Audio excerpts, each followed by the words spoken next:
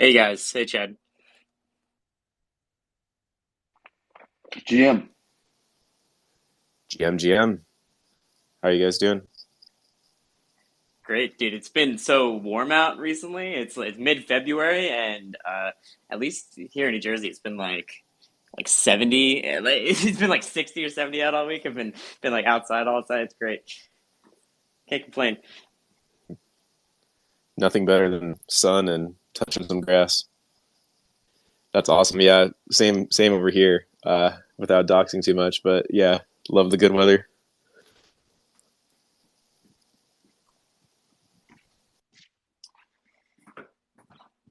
Hey man, what's going on, Chad? Anything new with you? No, not really. Just getting on. Getting on. All right. Well, let's get started, I guess. So, first thing, like I guess we'll start with the Atom upgrade, the Gaia upgrade, which was successfully completed. Although I think there was some hiccups there. I think well, I guess there's some discrepancies with the published time of the hard fork and like when it actually happened. So I think like things were a little wonky, but it looks like everything's like upgraded and back to normal. So Atom is unpaused and you know live again. So any notable like takeaways from that upgrade? Like there's some like minor like communications issues it seems like from the Atom core people, but nothing major. Yeah, we looked at the time that was publicly announced about when it was going to happen, and we just kind of believed it and didn't really do the math ourselves in a sense, and that was probably the issue. Also, like times are like kind of a flexible concept within blockchains. Like each block is approximately more or less the same amount of time, but it can go longer or shorter depending upon like number of transactions it processes and other things. And so the time is never really like quite accurate. It's always like a general vicinity of. So TLDR, it was just basically down a little bit longer than expected. I didn't even see exactly how long it was I out think some for. nodes got slashed a bit. I think that was kind of the problem. It was causing Ah, some like weird issues because it was uh basically like the pause time was set for later than it should have been. So basically like I think the chain was paused, but the validators were still trying to like continue processing blocks, and then it just wasn't happening, obviously. So I think that was the issue. So it's something similar to that. I mean, like not an issue from like for anyone else's perspective. So all good at this point. It looks like, and I think it was re-enabled. So uh, yeah, is there anything you want to say, Chad, about the UTXO pauses?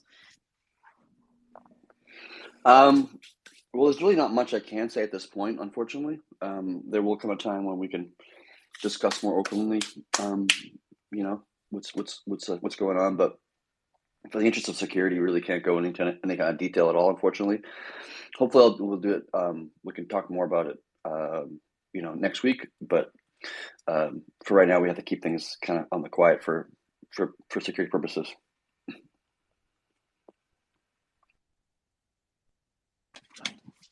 Got it. And which chains does this affect?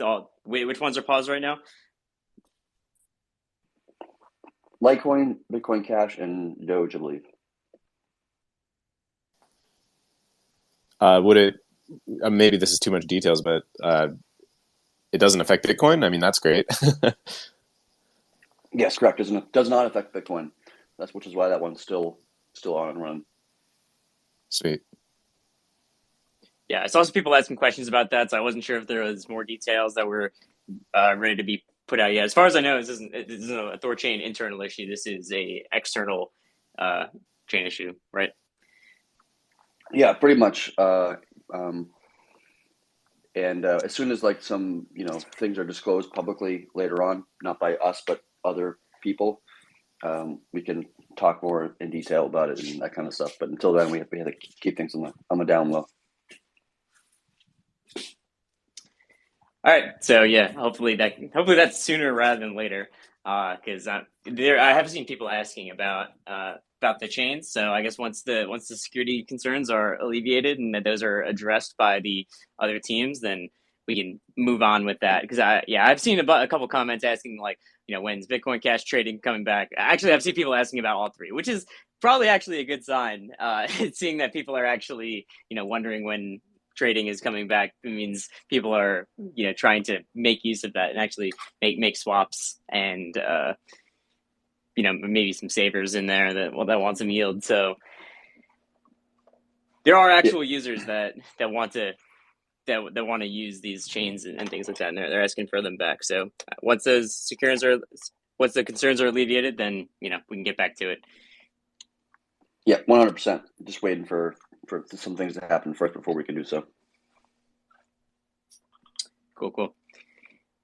So next up, I guess, raise the caps. Let's talk a little bit about the process that's going to happen to get the savers caps up, because I think a lot of people are kind of holding their breath, just waiting for that. And the node vote just passed, I guess, this morning, so it should be raised really any time now.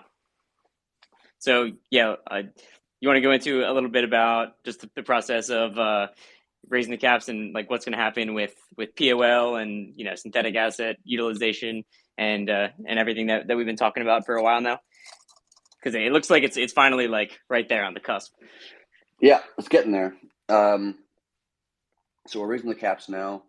I think the ultimate goal is to raise the caps to either like 55 or 60%, and allow the POL to start adding liquidity at 50% and then withdraw liquidity at 40%. And so that'll be the first time we're enabling POL for the network.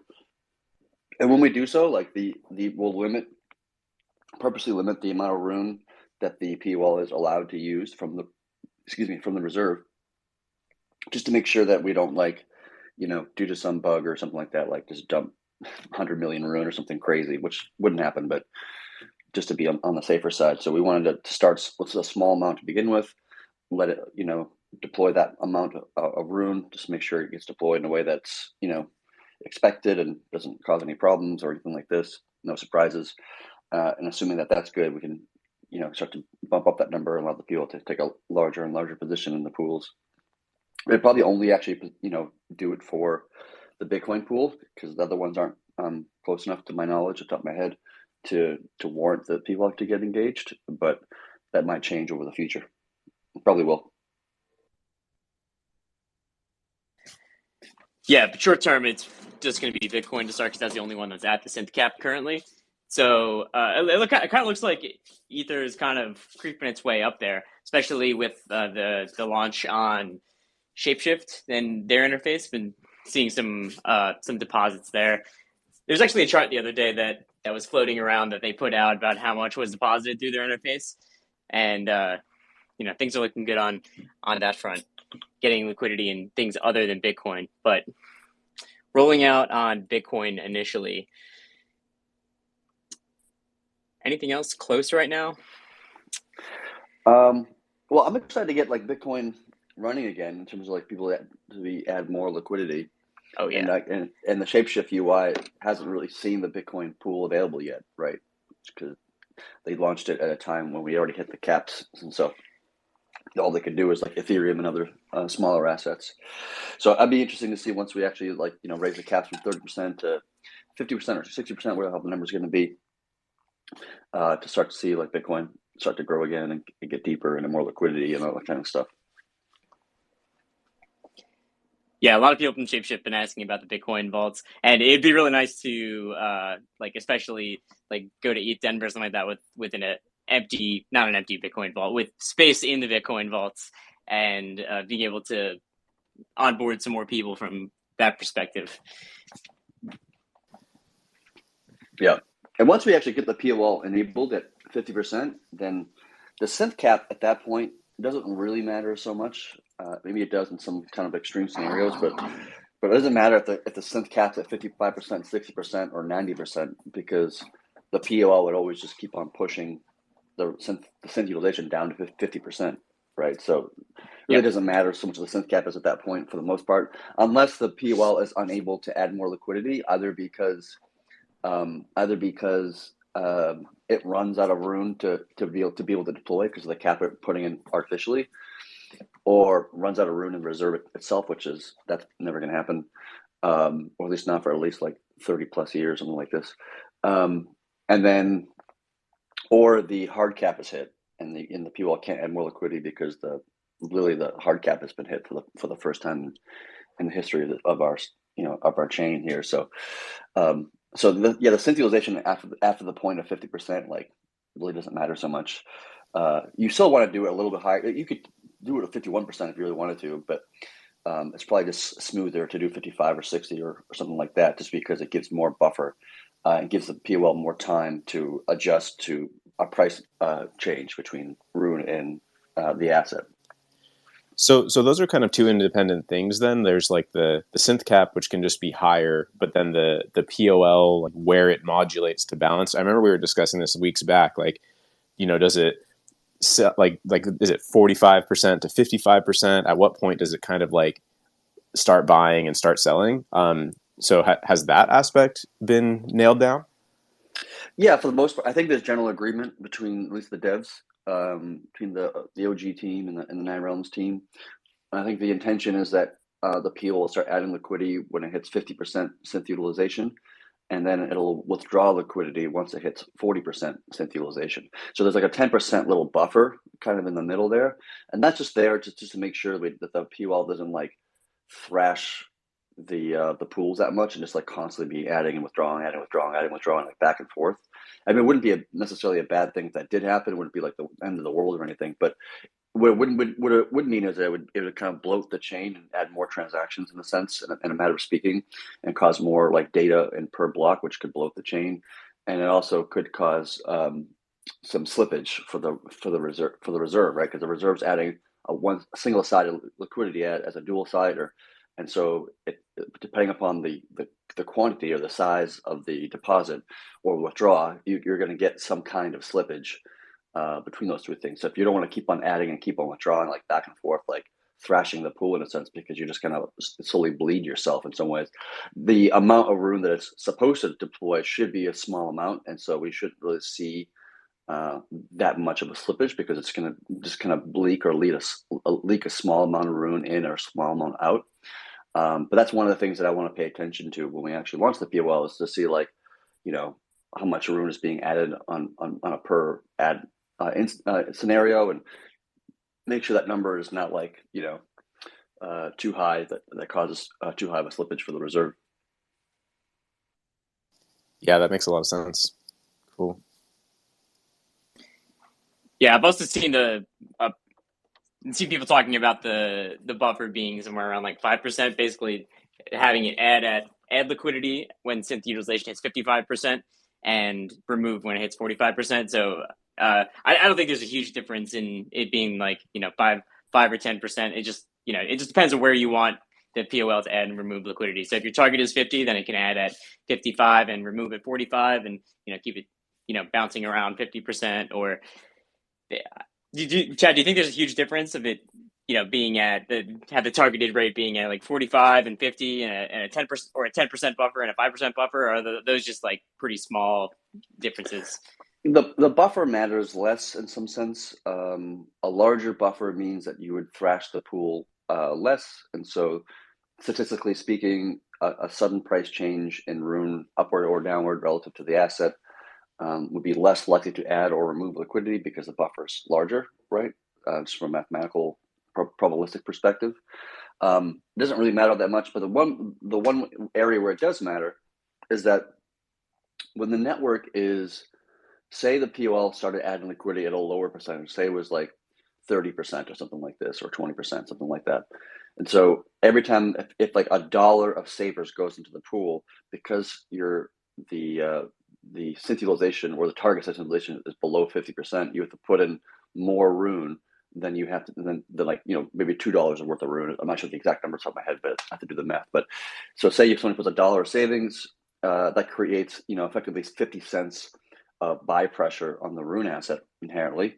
And then when the POL adds, $2 of rune, it's creating basically like $1 of sell pressure. And so there's a net negative of 50 cents in that hypothetical.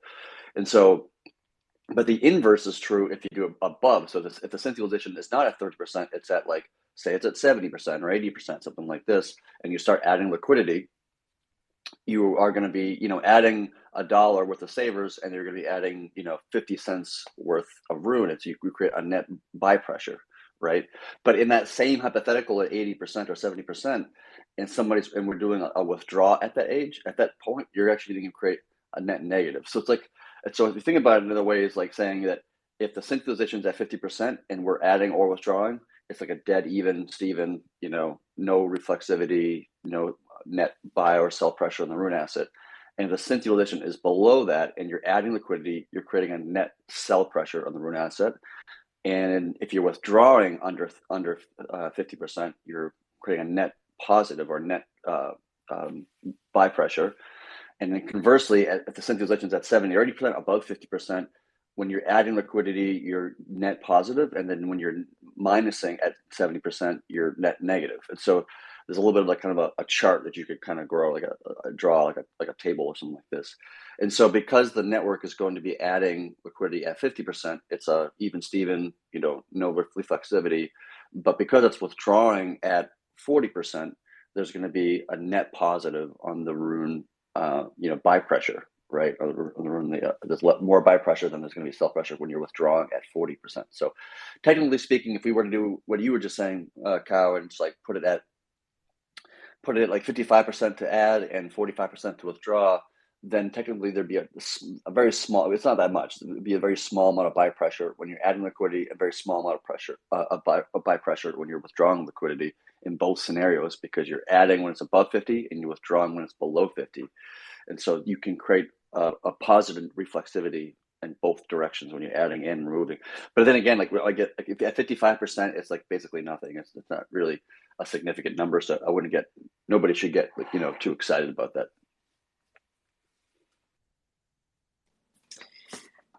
Cool. Thanks for that explanation, Chad. I brought up Jimmy. Hey, Jimmy, do you have a question? Yeah. No, I'm here to ask about how this community continues supporting THORChain. I'm a THORChain maxi, THORChain soldier, and I'm organizing some THORChain special forces. I need our special forces commando.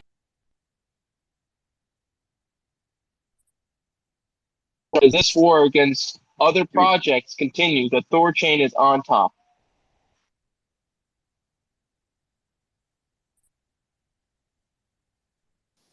Thanks, brother. Appreciate it. Let's go. You cut out a little there in the middle, so not quite sure I got the full message, but I think I got the gist. I like Jimmy's Twitter icon, because he's got got Mjolnir in there, the hammer. Yeah, it's not so much about what he said; it's about how he said it. It's about the spirit of the of the speaker. Exactly. Jimmy's Big hammer. Jimmy's one of my favorite people on Spaces. One of the funniest guys in the industry here. I don't think Jimmy's been up with us before. I don't think he's ever been on this space before, has he? I think so. Haven't you, Jimmy? He stepped down, but yeah, I remember him. I think that's a different profile picture, but I remember him. Cool. All right. I thought it was probably a POL question, but that works too.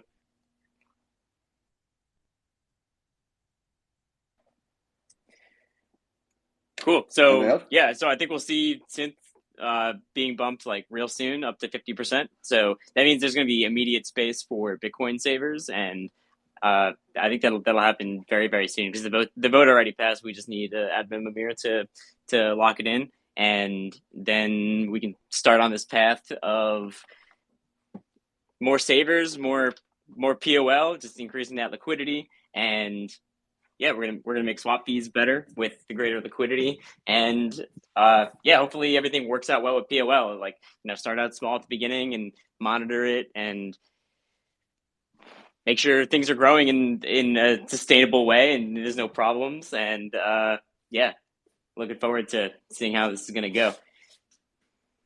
LFG. Should we open up to the audience and see any questions or comments they want Yeah, to say? got Rune Wolf, and if anyone else has questions about just anything, doesn't need to be about POL or whatever, just feel free to come on up and ask. Yeah, since the last guy Hey. didn't ask the POL question, I will. Just to make sure that I understood this correctly. So when the cap is raised to 50, the POL will be activated. It's the same thing, or are those two things separate and POL might come later? Two separate things. They need to be activated separately. They're both merged in POL is in the code, right, Chad? It's ready to be activated. All it needs but it's a separate switch Correct. that needs to be flipped in order to activate it. So the Correct, yeah. the vote has only been done for the cap and not for the POL. Yeah, I think so. I think there. I'm not entirely quite confident of this myself, but I think there might be a symbolic vote by the nodes to enable POL, and then it becomes a debate about like how that should be enabled. Like for some people, like there's basically three options to think about. One is do nothing, don't enable the POL, vote down the whole concept. Number two is we've only enabled POL for specific pools that might be Bitcoin and Ether, for example. Or number three is we enable it for all the all the savers assets, which is like all the gas assets, the primary assets per chain. And I think that's going to be something that the community is going to have to talk about, and the validators are going to have to kind of mull over and think about what they think should happen. My personal view is that we should just enable it for all gas assets personally. That's my 2 cents. But we're probably going to having debates about this in the Discord and other places pretty soon. So that's going to have to happen like kind of right away, right? Because we don't want to be sitting at a 50% cap without POL activation, right? Just in case like crazy price action, then it goes past 50. There's no like kind of safeguard there. That's what I thought exactly.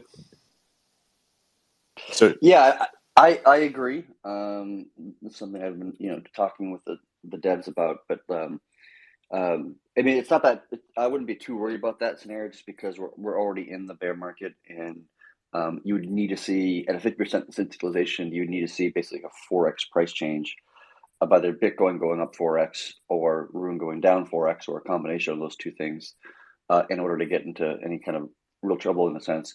But part of the point or the purpose of the POL, in my view, is that it's playing the the bodyguard of the dual side LPs in a sense. So if Rune's price is not performing so well relative to Bitcoin, for example, centralization will go up, which increases the amount of like leverage Rune position that the dual side LPs are taking on.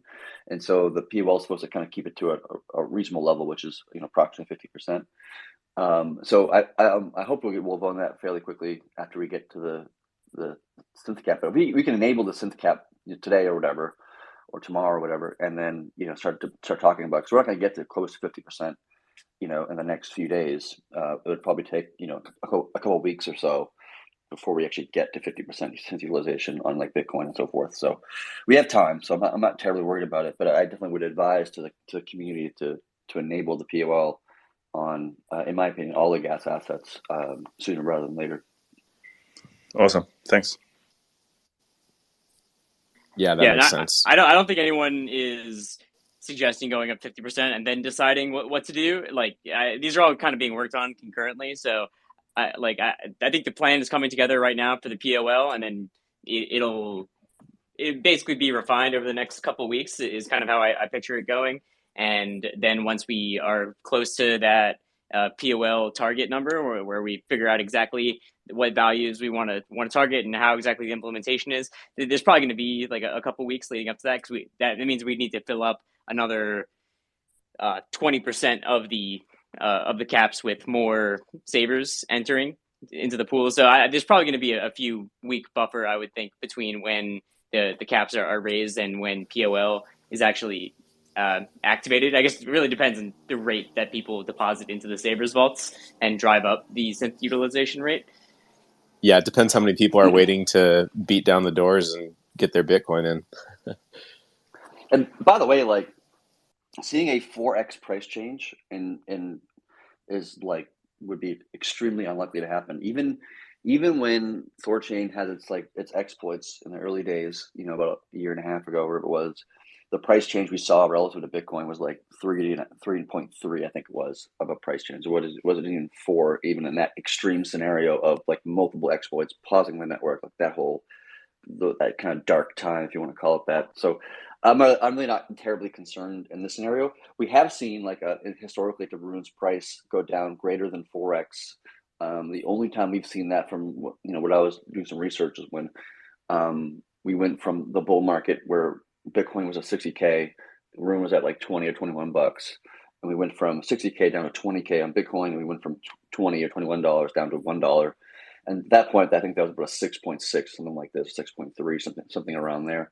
And so that would be a higher, obviously, price shift in that scenario. But obviously, we're not going to go into the bull market and the bear market, in the next 2 weeks. Yeah, so I'm not terribly worried about it. That was over months as well. I mean, many months, really. Yeah. So I'm not terribly concerned at this moment in time about being at 50% sales utilization. I would definitely wouldn't want to sit there and kind of twiddle my thumbs in a sense, but I wouldn't freak out if something like that were to happen.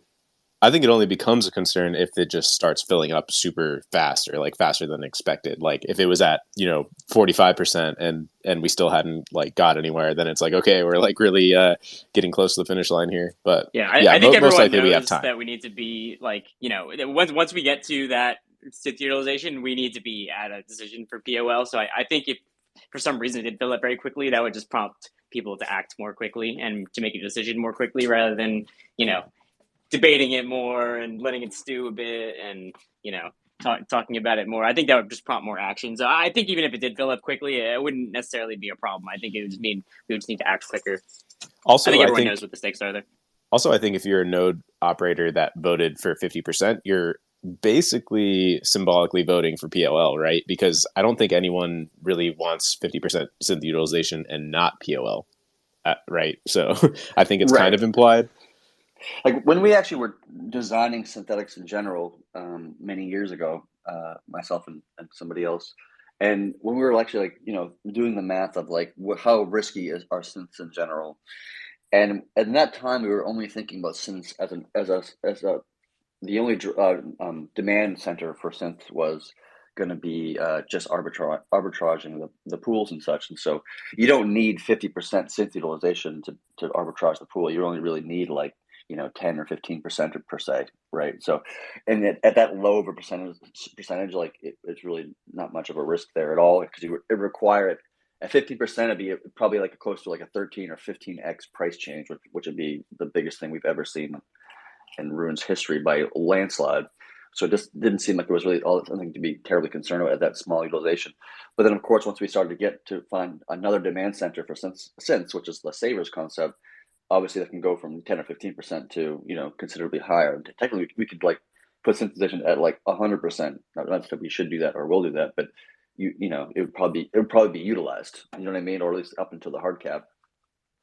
So on our initial math of analyzing the risk of synths, we felt it was quite low initially, but then we added savers, and so that kind of changes the perspective. So initially, I wasn't even going to vote. I actually didn't even want to do a vote on POL personally. And just if we get the synth cap to 50% or 60% or somewhere between, then Mimir admin would just enable POL in the best interest of the network and its reliability.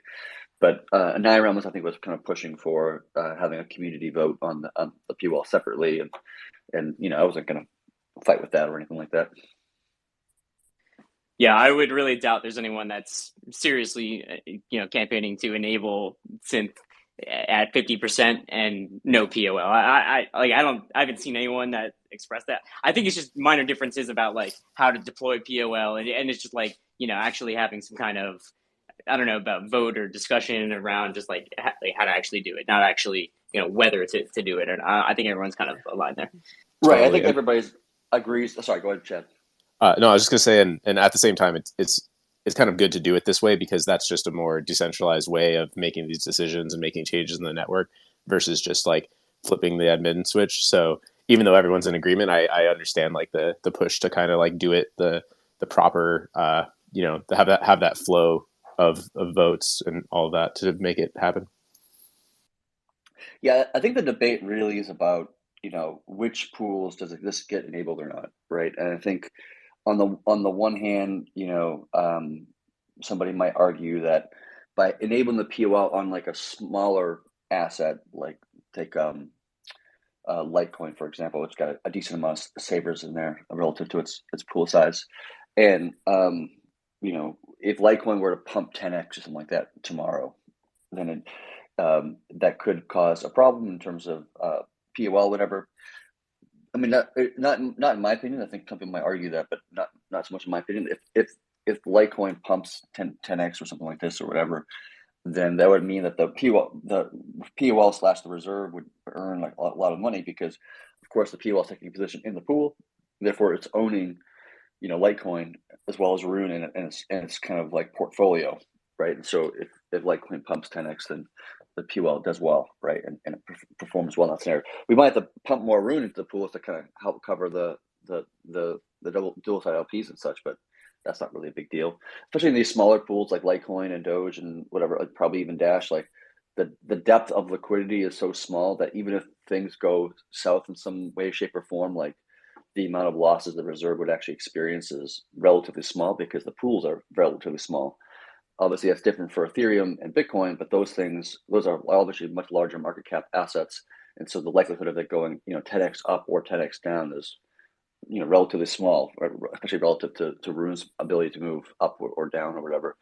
So it's like the larger the market cap, this in some ways you could argue things get safer, and you could argue the things that don't get safer because in a larger market cap asset you're going to have less volatility, which means those pools are going to have more impermanent loss, which means the reserve is going to take on more IL in the larger market cap pool. It's just that's why we see, like, if you look at impermanent loss protection, for example, like Bitcoin is the largest pool, I think, or at least it is, because that's just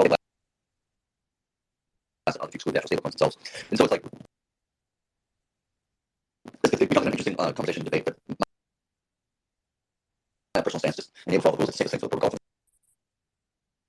network and be positive for reserve mapping.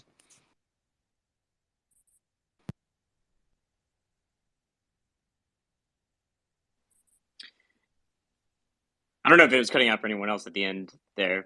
Chad, did you hear the end of that? Yeah, just at the very end, it got a little like sped up sounding for me. Looks like he's reconnecting, but yeah, basically just saying that he's in favor of enabling it for all the savers assets, not just Bitcoin. Cool. Yep. Makes sense. Let me bring him back up. And we have a Alchemist here. Also, I see DeFi Spot in the audience. I know they've been like shipping like crazy the past couple of days and have a lot of plans to ship a lot of new aggregators to new chains. Today they just released a Polygon aggregator that uses THORChain in the middle. I didn't test it out with any swaps, but I did some swap estimations and checked how much the slippage was from like Bitcoin to like USDC on Polygon, and like slippage is pretty nice, and just more routes opening up. So actually pretty cool. So if I don't know if they're like on mobile or whatever, but if you guys want to come up and share anything, then it'd be cool. Otherwise, we'll bring up Alchemist while we try and get Chad back online. Hey guys. I'm really excited for POL and the next phase about to kick off in the next few weeks. But I'm even more excited about some alpha that I think just dropped briefly in the Discord. I think there might be an NFT marketplace for Bitcoin NFTs dropping, built on top of THORChain by one of, I don't know if it's DeFi Spot or it's THOReau team.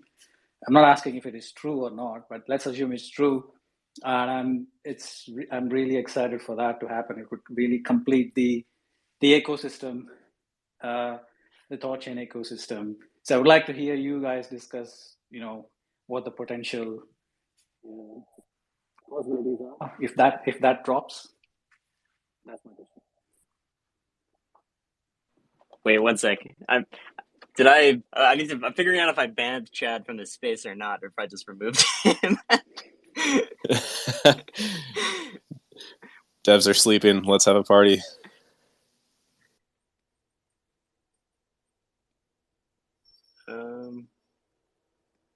Sorry, Chad, do you want to talk about this for a second while I try and figure this out?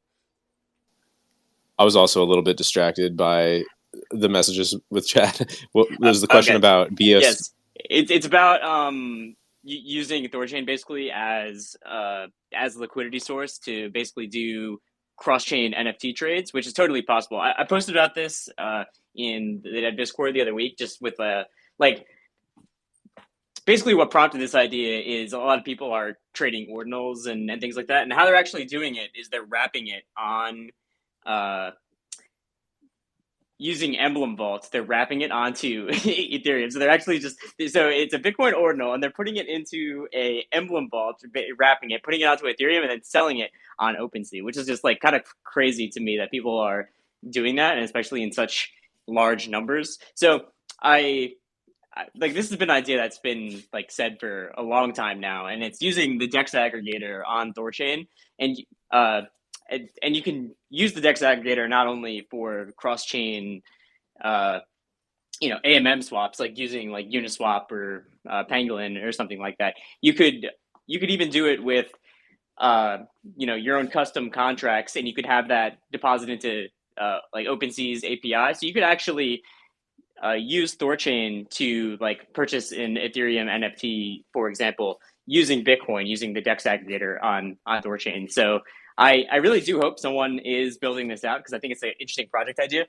I think that it was a little bit weaker in the past, because I mean, why would you want to buy your NFT with Bitcoin when you could just buy it with Ether, right? It's not really that big of a deal.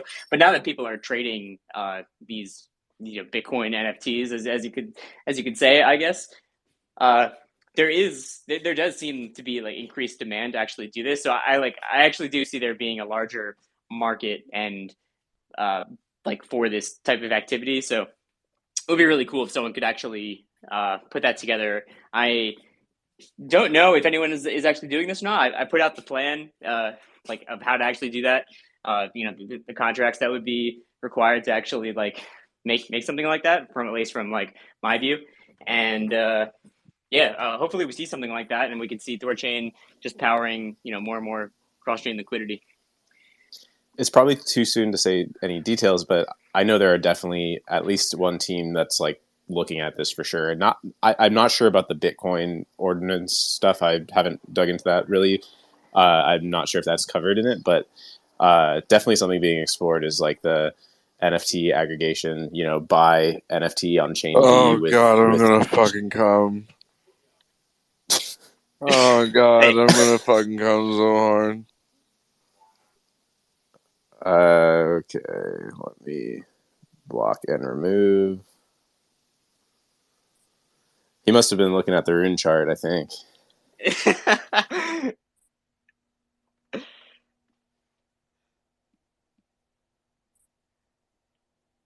All right. Sorry about that. Just a brief intermission there.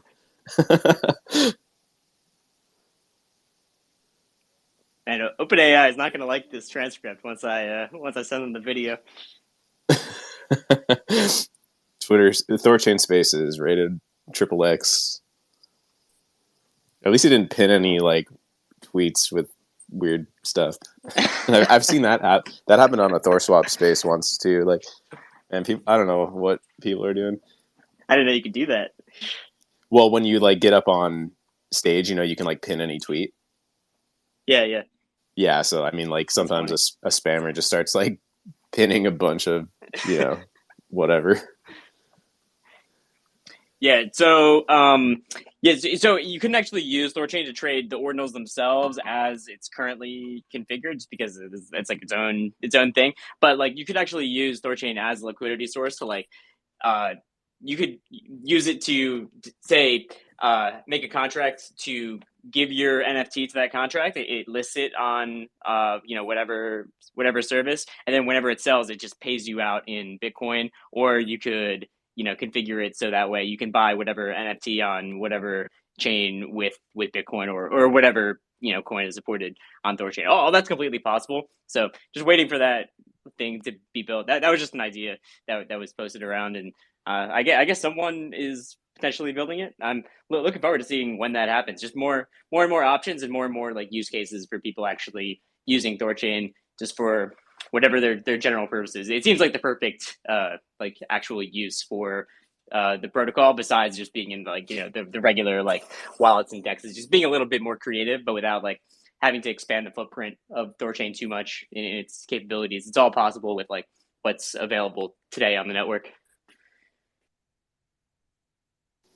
Exactly, 100%. I mean, that's really the goal. Like, speaking from the THORSwap side for a second, but just with like the API integrations and just having like this full complete package. So expanding that offering such that it is like, it's not just for dexes or it's not just for wallets, but really there's like so many potential use cases, whether it's like this NFT topic or payments. You can really go down the list and have a lot of potential use cases for THORChain backend, and especially with aggregation, because then you get in any token, of course, and like a lot of the cases it's like the project's token, and that's important to them. So yeah, there's a lot of angles with it.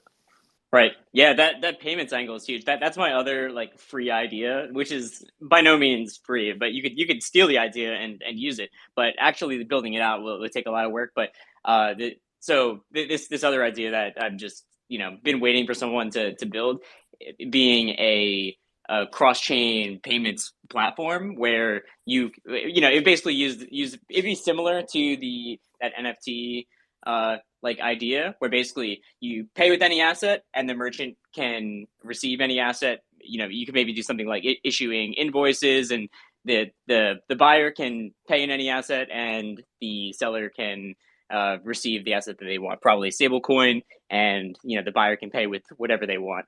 And you could use THORChain for that backend to make all of those swaps happen. But a lot of things need to be like, there's probably a lot more things that need to be like, that is a lot more complex than just building like an NFT aggregator or something like that. And so it's something that there's a lot of competition in already, especially with centralized exchanges, probably something like Coinbase Pay or like Binance Pay or whatever those decentralized services are that can offer like price guarantees and things like that. But I think that's another interesting like way to explore THORChain in a use case that's not already currently being used. Yeah, I love that idea, and there's definitely some partners on the roster of potential partners that we're in talks with and stuff that are kind of in this space. And a lot of like the work the THORSwap devs are doing are kind of on exactly that, like the expected quotes and like all these sort of things to like guarantee the best possible quoting, because that stuff is so important if you're like trying to get another asset than what especially when it's like aggregation too, and it's not even just THORChain. So there's a lot of like steps to like ensure that the proper output is quoted, because there's not really any room for error if you're like trying to do some sort of like commerce. So yeah. The other major problem I think of is the minimums, like because you're operating all on chain. You couldn't just go to the I don't know, the convenience store and buy a bag of chips for $1, right? If you pay in Bitcoin, like it's just not going to work like that. Just because of all the fees that are involved, because you need to pay decentralized actors. You don't need to really pay Coinbase that much to use a little bit of their liquidity to process some real life transactions. So, it is very different. Like something like that would need to be scoped out a lot. But yeah, just another cool idea there. Absolutely, yeah, that's true. But there's definitely a lot of use cases for payments that are not like $2. Like even like salaries or buying obviously anything that's like let's say $100 plus or something like that. Then the fee is going to be less important, especially of course as like liquidity gets deeper and slippage gets less. Then salaries is a very interesting idea that I haven't thought of previously. Actually, especially all these DAO management tools, I'm sure there's people in DAOs that want to get paid in native Bitcoin. That is a very interesting angle that I haven't thought of before. Yeah, somebody should spin that up. All right, no, yeah, that's in the idea space now. It's interesting, very cool. So yeah, anyone else want to come up and ask questions? And I hope I answered yours, Alchemist. And if you have any more, feel free. But Chad's gone, so you know, we'll stay up as long as there's someone here that just wants to ask something about, I don't know, POL, savers, anything else that's going on in the ecosystem.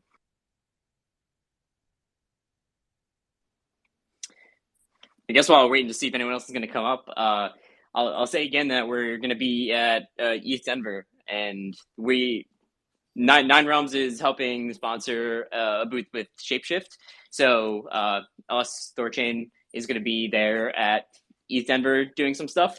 So we're going to be doing a lot of stuff with Shapeshift, and no solid plan, but if you're going to be there, definitely reach out and we'll let you know like where we're going to be. Kind of playing it by ear and just like seeing who we can meet there and who wants this cross-chain liquidity. I'm sure a lot of people's minds are going to be blown by the fact that you can even do this. People whose heads are off in EVM land right now. So yeah, looking forward to that opportunity. That's coming in like 2 weeks, I think, at this point. So it's right around the corner here.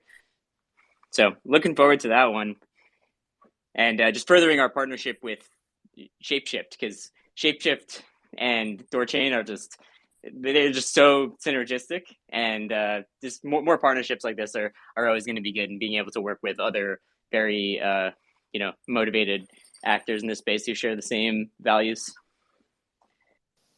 100%. Yeah, I love the Shapeshift team and just like the origin story, and it's just a great project all around. So yeah, it's great to see like obviously the synergy has been there all along, but it feels like recently with savers and all of that kind of like kicked it into high gear. All right, no one else requesting, so I guess I'll just shout out DeFi Spot one more time, because they've been shipping all these aggregator implementations, and from what they say, it seems like one every single day for the next however many days. The next, is it 90 days? You guys are there can't be that many aggregators, are there? I can't.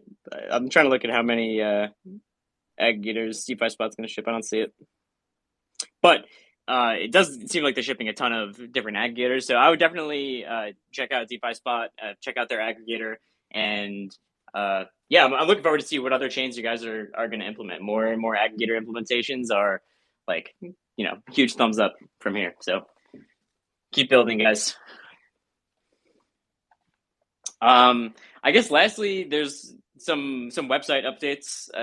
That's really it. Just like something else I've just been working on myself. So definitely check that out. THORChain.org is the content that was on THORChain.com is now on THORChain.org. They're married to each other now. So just been pushing a lot of updates to that website. There's some more pending changes that are gonna roll out soon, hopefully today. So yeah, if people have suggestions to the website, or just for anything, you can always feel free to DM the THORChain account, and someone will read it. And we do take feedback seriously, and want to make our website the best it can be. So if there's any feedback on that, then always feel free to shoot someone a line.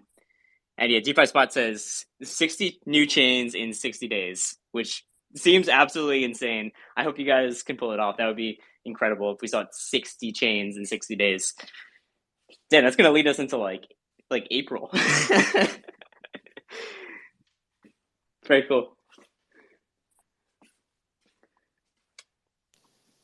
Cool. Well, I guess probably just keep it tight today then. Should we just wrap up?